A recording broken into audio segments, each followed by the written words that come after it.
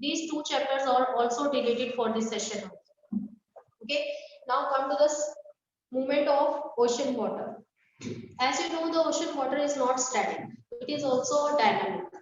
एक जगह पे रुका नहीं रहता, इसमें भी हमें फ्लो देखने को मिलता है। अब ये जो फ्लो है वो किस कारण से होता है? There are certain reasons to flow the ocean of water. अब ये reasons क्या है? सबसे पहले difference in temperature, difference in salinity, difference in density. तीन तो ये आपके रीजंस हैं। फिर इसके साथ साथ कुछ एक्सटर्नल फोर्सेस भी हैं which are responsible for the movement of oceanic water.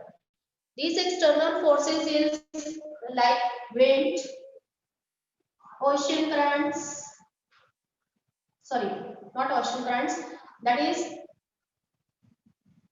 gravitational force of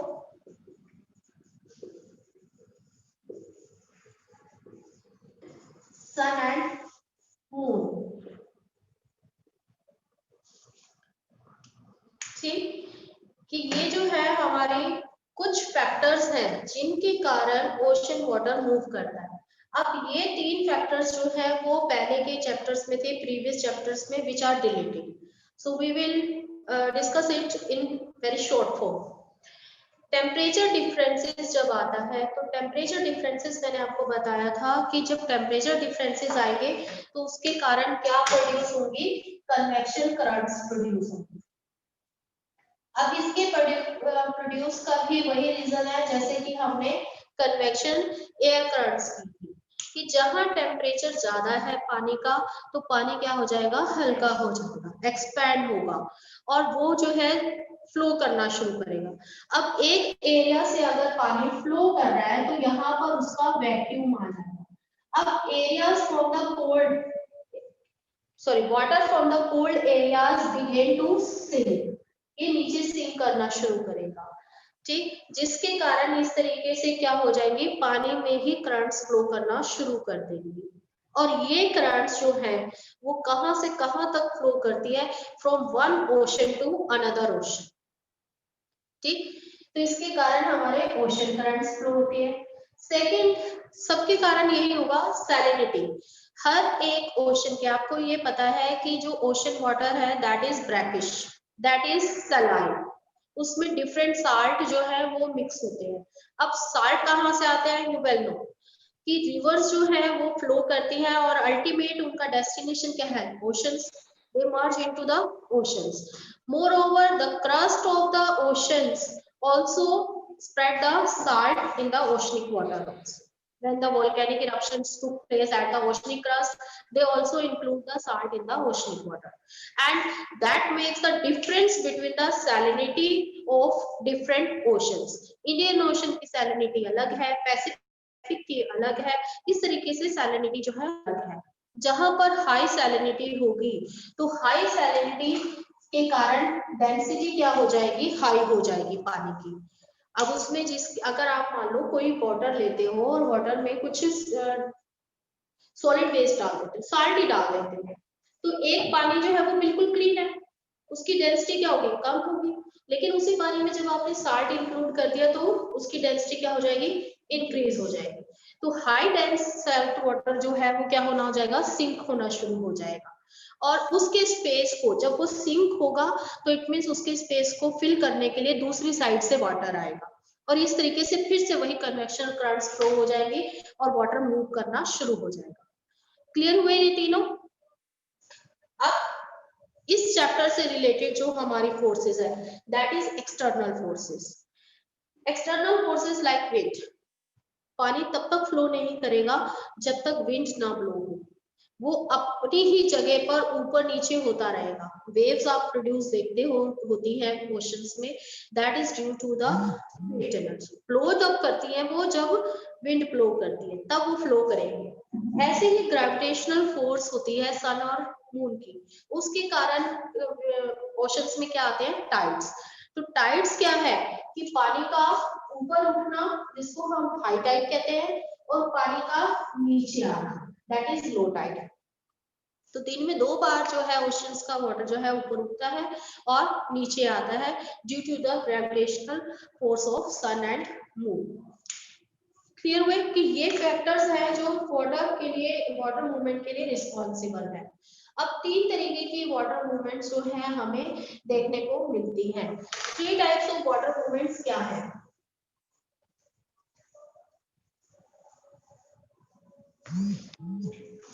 सबसे पहले कि जो पानी है that can move horizontally as well as vertically. Horizontally का मतलब पानी इस तरीके से अपने सरफेस के अलोंग फ्लो करता है, ठीक। दूसरा चीज होता है वर्टिकली, पानी ऊपर नीचे उठता है। तो दोनों तरीके के फ्लो जो है हमें वाटर में देखने को मिलते हैं। अब ये हॉरिजॉन्टल और वर्टिकल मूवमेंट जो है वो 3 टाइप्स की हैं। That is first is waves, second is tides and third is current.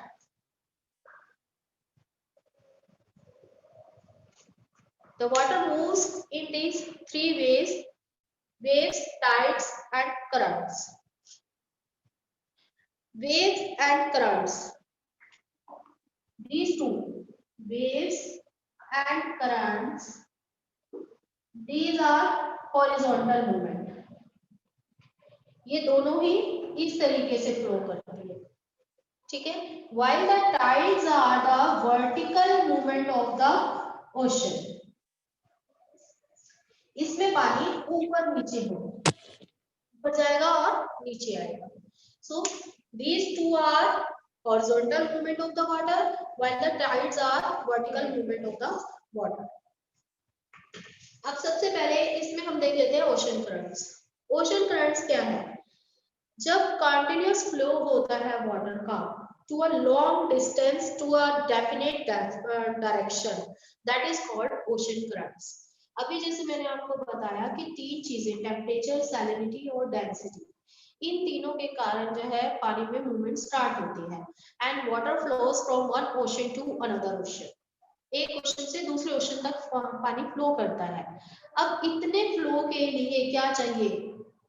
इतना फ्लो अगर कर रहा है, एक ओशन से दूसरे ओशन तक जा रहा है, इट मींस वो कितना डिस्टेंस जो है कवर कर रहा है? कई हजार किलोमीटर का डिफरेंट डिस्टेंस जो है कवर करता है, और पर्टिकुलर उसे उसी डायरेक्शन में फ्लो करना होगा। अभी जैसे मैंने आपको बताया था कि इक्वेटोरियल रीजन है, इक्वेटोरियल रीजन से पानी फ्लो करता है ऊपर अटलांटिक ओशन की तरफ। इक्वेटोरियल से जो है नॉर्थ अटलांटिक कहलाता है और इसके नीचे का साउथ अटलांटिक। हमारा नॉर्थ जो अटलांटिक ओशन है वो नॉर्थ टू साउथ ऐसे एस फॉर्म की शेप में, इधर आपका नॉर्थ अमेरिका है, इधर साउथ अमेरिका है, यहाँ यूरोप है और यहाँ अफ्रीका है। इन सब 4 कॉन्टिनेंट के बीच का जितना ओशनिक पार्ट है दैट इज अटलांटिक ओशन। अब इस अटलांटिक ओशन को भी हम 2 पार्ट्स में डिवाइड करते हैं। इक्वेटर से ऊपर का पार्ट जो है वो नॉर्थ अटलांटिक ओशन कहलाता है और नीचे का पार्ट साउथ अटलांटिक ओशन कहलाता है, ठीक। अब इक्वेटर के पास का जो एरिया होगा कैसा होगा? वार्म एरिया होगा। तो यहाँ पर जो है टेम्परेचर हाई रहता है और यहाँ से ओशन करंट जाती है ऊपर की ओर, और यूरोप के पास जो मेडिटेरियन रीजन है वहां के टेम्परेचर को भी हाई कर देते हैं, जबकि वो हाई लैटिट्यूड्स पर है। इसी तरीके से वहां पर कुछ कोल्ड ओशन करंट्स फ्लो करती हैं। कहाँ से आती हैं? वो ग्रीनलैंड की तरफ से आती हैं, क्योंकि वो एरिया कैसा है, साइबेरिया और ग्रीनलैंड का एरिया कैसा है, कोल्ड एरिया। वहां से जो ओशन करंट्स आती है ठंडा पानी लेकर आती है और वो यहाँ के टेम्परेचर को कम कर देती है। तो इट मीन्स ये जो है पानी south to north, north to south, particular इसी डायरेक्शन में फ्लो कर रहा है।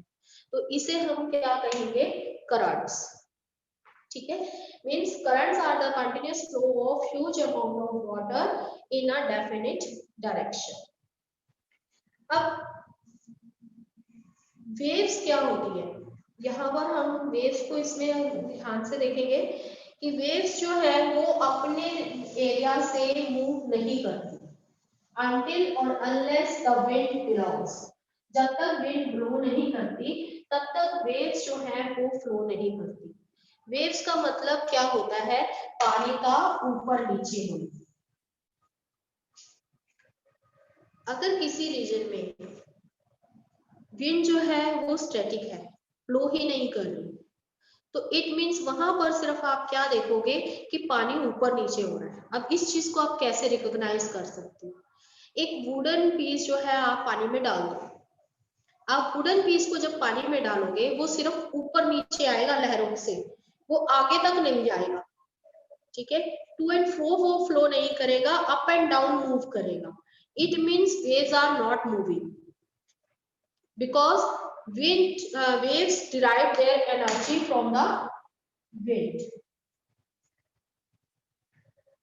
ठीक है, कि वेव्स जो है वो तब मूव में आती है जब विंड ब्लो करती है। अब डिपेंड करेगा कि विंड जो है वो कितना कंटिन्यूअसली ब्लो कर रही है, विंड की स्पीड कितनी है, कितने लॉन्ग डिस्टेंस से आ रही है। अगर विंड की स्पीड कंटिन्यूअसली ब्लो कर रही है तो लॉन्ग वेव्स बनेंगी, दूर तक वो अपने साथ ले जाएगी। विंड की स्पीड अच्छी है तो वेव्स जो है जल्दी जल्दी आएगी। अगर विंड की जो है जो काफी दूर से आ रही है तो इसका मतलब क्या हो गया कि वो अपने साथ और पानी को भी साथ में लेके आ रही है। तो वहां सर्फ जैसा एक हमें दिखाई देता है सी शोर पे, जब वेव जो है वो शोर से टकराती है, यहाँ पर टकराती है तो यहाँ बबल्स हमें नजर आते हैं कई बार व्हाइट कलर का, जैसे सर्फ डाल दिया हो पानी में। तो वो सारी चीजें किसके कारण होती है? जब वेव्स फ्लो करती है। तो यहाँ पर तीन नेसेसरी कंडीशंस आ जाती हैं वेव्स के बनने की। सबसे पहले अभी हम जो टॉपिक कर रहे हैं दैट इज वेव्स। अब तीन जो फैक्टर्स हैं वो डिटरमिन करते हैं कि हमारी वेव्स कितनी लंबी होगी। कौन कौन से फैक्टर्स हैं? First is the velocity of the wind,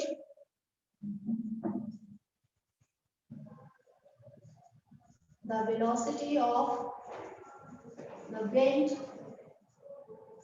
Second, the duration of the wind.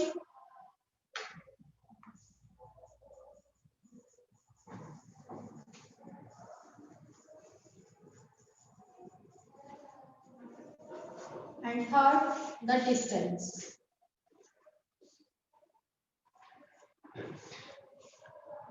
अब विंड की जो ब्लो है उसको हम मेजर करते हैं नोट्स में। क्या है उसकी measuring units? Notes. Velocity of wind can be measured in the knots. If the velocity of the wind is less than 2 knots, 2 not से जो है कम है वेलोसिटी विंड्स की, तो लंबी लहरें नहीं होंगी। वहां पर क्या होंगे? छोटी छोटी लहरें जनरेट होंगी, जिनको हम क्या कहते हैं? Ripples. That is known as ripples. Ripples waves on deep water. Write down definition of ripples. Waves on deep water whose wavelength is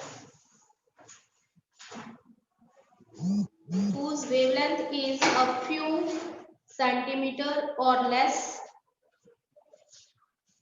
are generally referred to as ripples. इसको हम ऐसे कह सकते हैं कि जैसे आपने एक स्टोन थ्रो किया पानी में, कोई पॉन्ड में, तो आपने देखा होगा छोटी छोटे सर्कुलेशन में लहरें जनरेट हो जाती है। वो पूरे पॉन्ड को तो नहीं कवर करती, उसी एरिया में छोटी छोटी लहरें बन जाती है। That is ripples. ठीक, कि कुछ सेंटीमीटर तक की लहरें जो है जनरेट होती है, उसको हम क्या कहेंगे? रिपल्स कहेंगे। अब विंड की वेलोसिटी बहुत है, मोर देन 2 नॉट्स है। ड्यूरेशन यानी कंटिन्यूअसली ब्लो कर रही है, और डिस्टेंस जो है वो शॉर्ट डिस्टेंस से ब्लो कर रही है, तो वो पानी को बहुत आगे तक लेके जाएगी। तो इट मींस वहां पर लॉन्ग वेव्स प्रोड्यूस। क्लियर? अब वेव्स जो है वो वाटर का अपर सरफेस जो है उसमें जनरेट होती है। इस चीज को आप देखेंगे, दोनों में डिफरेंस क्या है करंट और वेव्स में। करंट जो है वो क्या करती है कि गर्म पानी ऊपर गया तो नीचे ठंडा पानी आया, है ना? तो इट मींस वो डेप्थ तक उसको इन्फ्लुएंस करती है, लेकिन जो वेव है वो along the surface of the ocean flow करती है, मतलब डीप ओशन को ये इन्फ्लुएंस नहीं करती।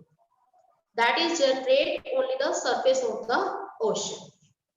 ठीक, अब ये जो वेव्स है इसमें हमारी कुछ टर्मिनोलॉजी है इसकी, उसके बारे में भी हम देखेंगे। जितना भी हमारा वेव है, वेव को हम देखते हैं किस फॉर्म में होती है। कभी आपने ये चीजें नोटिस नहीं की होंगी कि हम इस तरीके से भी इनको मापते हैं। वेव हमारी होती है इस फॉर्म में, है ना, इस तरीके से होती है। जो ये ऊपर का उठा हुआ पार्ट होता है वेव्स का, दैट इज कॉल्ड क्रेस्ट। क्या कहते हैं इस ऊपर उठे हुए भाग को? क्रेस्ट कहते हैं। और ये जो नीचे का भाग है उसको हम क्या कहते हैं? ट्रफ।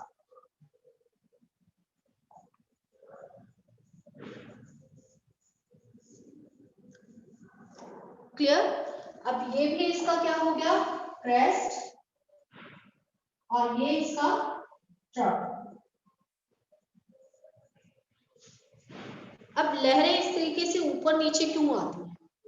क्योंकि अर्थ का अपना ग्रेविटेशनल फोर्स है।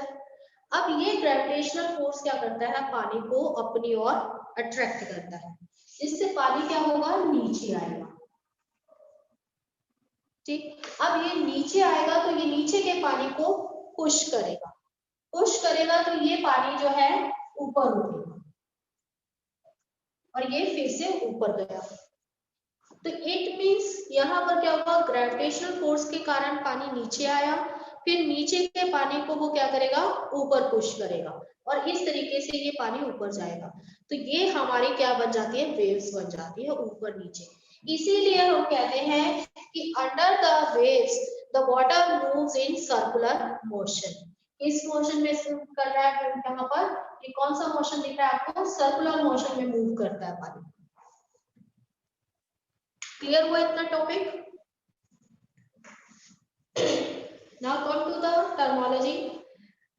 अब दो जो हमारे ट्रफ है या दो जो क्रेस्ट है उसके बीच का जो डिस्टेंस है, ये क्रेस्ट है और ये क्रेस्ट है, ठीक है। इन क्रेस्ट के बीच का जो डिस्टेंस है, ये डिस्टेंस हमारा क्या कहलाता है? Wavelength. The distance between the two crests is known as the wavelength. And the distance between the trough and the crest, that is known as wave height.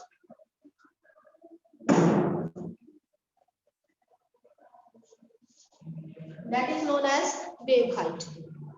Clear? Half of the wave height, half of the wave height is known as amplitude.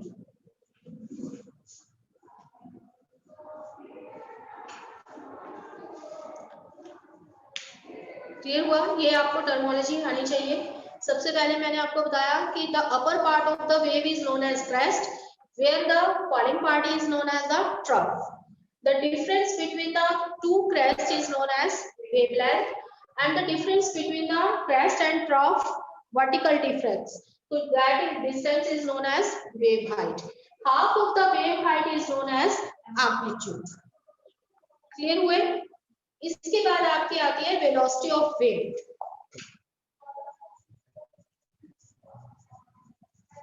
Velocity of wave का मतलब क्या है कि waves जो है वो कितनी speed से आ रही है, ये हमने देखना है।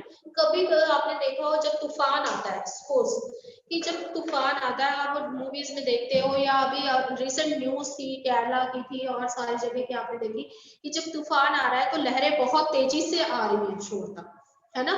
और जब नॉर्मल कंडीशंस होती है तो लहरें बहुत देर तक शोर तक पहुंचती हैं।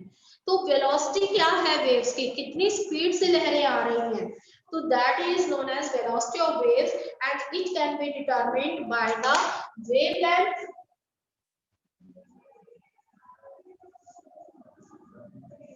and time period divided by time period. कि कितनी वेवलेंथ है और कितने टाइम में एक क्रेस्ट के बाद दूसरा क्रेस्ट कब पहुंचता है शोर पर, कितना सेकंड का टाइम लेता है, उससे जब हम डिवाइड करते हैं that is called velocity of wave. Clear है क्या? एक है इसमें आपका वेव फ्रीक्वेंसी।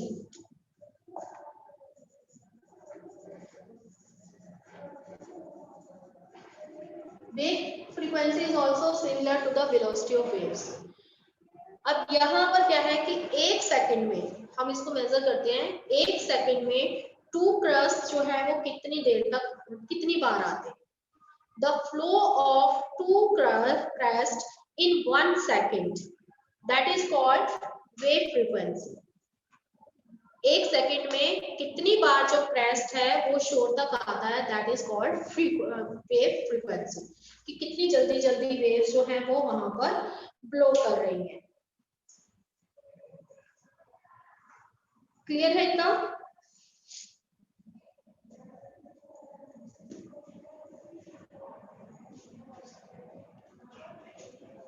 अब ये जो वेव्स है,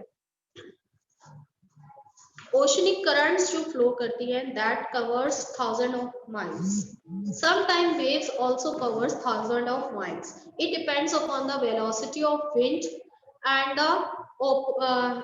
the duration of wind. कितना टाइम तक विंड जो है ब्लो करती है।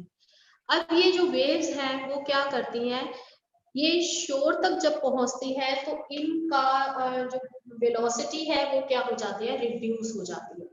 जैसे ही यहाँ पर सी शोर है, ये वेव जो है जब सी शोर पर पहुंचेगी then it reduced its velocity. Why? Due to the friction. यहां पर आकर कॉन्टिनेंटल क्रस्ट आ गया। कॉन्टिनेंटल क्रस्ट समझते हो? हमने वो चैप्टर सारे डिलीट कर दिए। तो क्या है कि कहीं ना कहीं जहां ओशन है उसके साथ कॉन्टिनेंट्स जुड़े हुए है ना, तो ये जो पार्ट कॉन्टिनेंट्स का ओशन तक जाता है, ओशन के साथ मिलता है, उसको हम कॉन्टिनेंटल क्रेस्ट कहेंगे। अब यहाँ पर जब ये शोर पर आ रहा है तो इसके आगे क्या आ गया, सॉलिड सरफेस आ गया, कॉन्टिनेंट्स आ गए, रॉक सरफेस आ गया। तो यहाँ पर पानी क्या करेगा, इसके साथ फ्रिक्शन जनरेट करेगा। अब उसके रास्ते में क्या आ गई, ऑब्स्टेकल आ गई, जिसको हम सिंपल भाषा में कहें वेव मूव कर रही थी फ्रीली, लेकिन उसके रास्ते में क्या आ गया, सॉलिड पार्ट आ गया, जिसको वो कवर ही नहीं कर सकती, क्रॉस नहीं कर सकती। तो वहां पर क्या होगा, फ्रिक्शन जनरेट होगा, और वो फ्रिक्शन जो है वो क्या कर देगा, विंड वेलोसिटी को रिड्यूस कर देगा।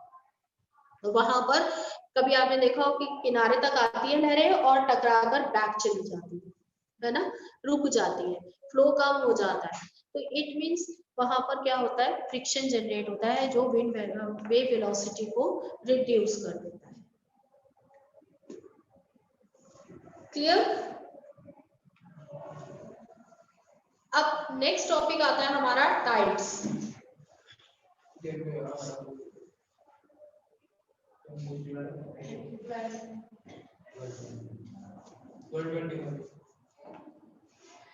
टाइड्स क्या होते हैं,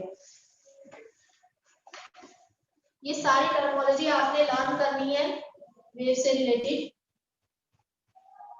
जनरली जब हम छोटे थे तो हम हमने सुना है टाइड्स के बारे में, है ना।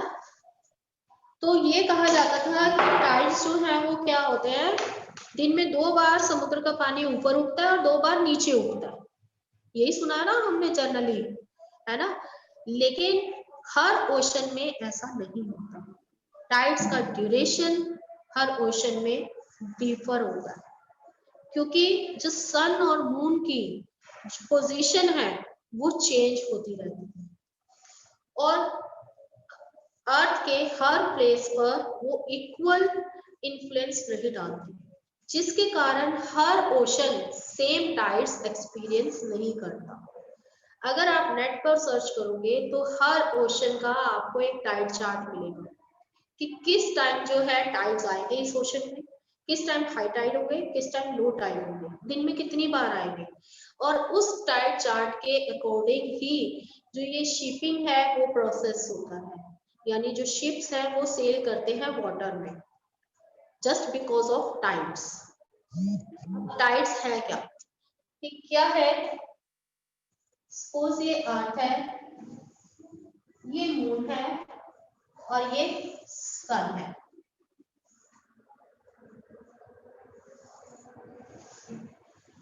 अब हर एक का अपना ग्रेविटेशनल फोर्स है। क्यों है ग्रेविटेशनल फोर्स हर एक का? बहुत सिंपल सा है कि हमने सेकंड चैप्टर में किया था, all these objects are originate from a single body, single mass से ओरिजिनेट हुए and they have the characteristics of that body. तो उसी बॉडी के उनमें कैरेक्टरिस्टिक रहेगी मोर और less, it depends upon the size of the object. तो it means earth का भी अपना ग्रेविटेशनल फोर्स है, सन का भी है, मून का भी है। अब क्या करते हैं, सन और मून दोनों ही अर्थ पर अपनी ग्रेविटेशनल फोर्स डालते हैं। ग्रेविटेशनल फोर्स का मतलब इसके ऑब्जेक्ट्स को अपनी ओर खींचेंगे। अब यहाँ पर क्या है कि जो टाइड्स आते हैं that is mainly due to the moon's gravitational force. Why? Due to the moon gravitational force. Basic कर रहे हैं अभी हम टाइड्स का, कि आपको टाइड्स के बारे में पता होना चाहिए। Why? Just due to the moon gravitational, moon तो छोटा है, सन कंपैरेटिवली कई गुना बड़ा, तो इसका ग्रेविटेशनल फोर्स ज्यादा आना चाहिए था ना अर्थ पर, है ना? तो इसके कारण टाइड्स ज्यादा आने चाहिए थे, लेकिन आते मून के कारण। ऐसा क्यों? Yes, because moon is nearer to the earth and sun is far away from the earth. So moon has a more gravitational force on the earth rather than the sun. ठीक, अब जो moon है वो अर्थ पर अपना gravitational force डालेगा, जिसके कारण जो समुद्र का पानी है अट्रैक्ट होता है और मून की तरफ ऊपर उठता है। तो यहाँ पर क्या होगा, मून इस पर ग्रेविटेशनल फोर्स डाल रहा है, तो यहाँ पर जितना भी ओशनिक वाटर होगा वो इसकी तरफ अट्रैक्ट होगा, यानी ऊपर की तरफ उठेगा, तो टाइड्स आएंगे। फिर क्या होगा कि मून जो है वो भी अर्थ के अराउंड ऑर्बिट करता है, जैसे हमारी अर्थ सन के अराउंड ऑर्बिट करती है। तो मून जब ऑर्बिट करता है तो इट मींस वो क्या होगा, जब अपने ऑर्बिट से इससे दूर जाएगा तो इट मींस क्या होगा, ये इससे अब दूर हो गया, ग्रेविटेशनल फोर्स कम हो गया इस प्लेस पर, तो ये फिर से नीचे आ जाएगा पानी, that is called what out. अब एक चीज मैंने आपको बोली,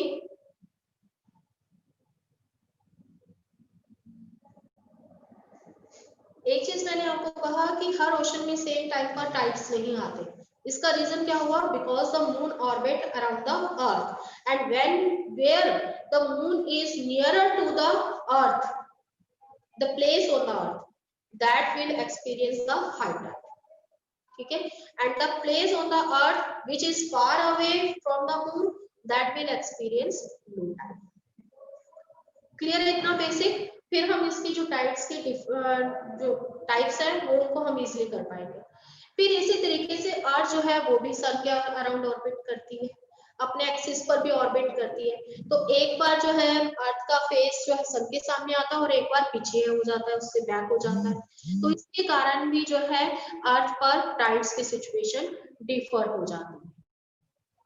ठीक है, अब जो टाइड्स के हम टाइप्स करेंगे वो डिपेंड करेगा कि सन और मून के बीच में अर्थ की सिचुएशन कहाँ है। कई बार जो है अर्थ और मून, सन और मून जो है वो इस तरीके से रेक्टेंगल बनाते हैं, सॉरी राइट एंगल बनाते हैं। कई बार ये सिचुएशन होती है, तो इसके कारण जो है हमारे डिफरेंट टाइप के टाइड्स जो है जनरेट होते हैं। क्लियर? अब मैंने यहाँ पर आपको बताया कि मून के ग्रेविटेशनल फोर्स के कारण जो पार्ट मून के साइड होगा वहां पर क्या हो जाएगा, एक बल्ज हो जाएगा, उखार आ जाएगा जिस ओशनिक वाटर में, जिसको हम हाई टाइड कहते हैं। ठीक है, when the water comes in its original position that is called low tides. Clear? चलिए टाइप्स ऑफ टाइड्स हम कल डिस्कस करेंगे सारे।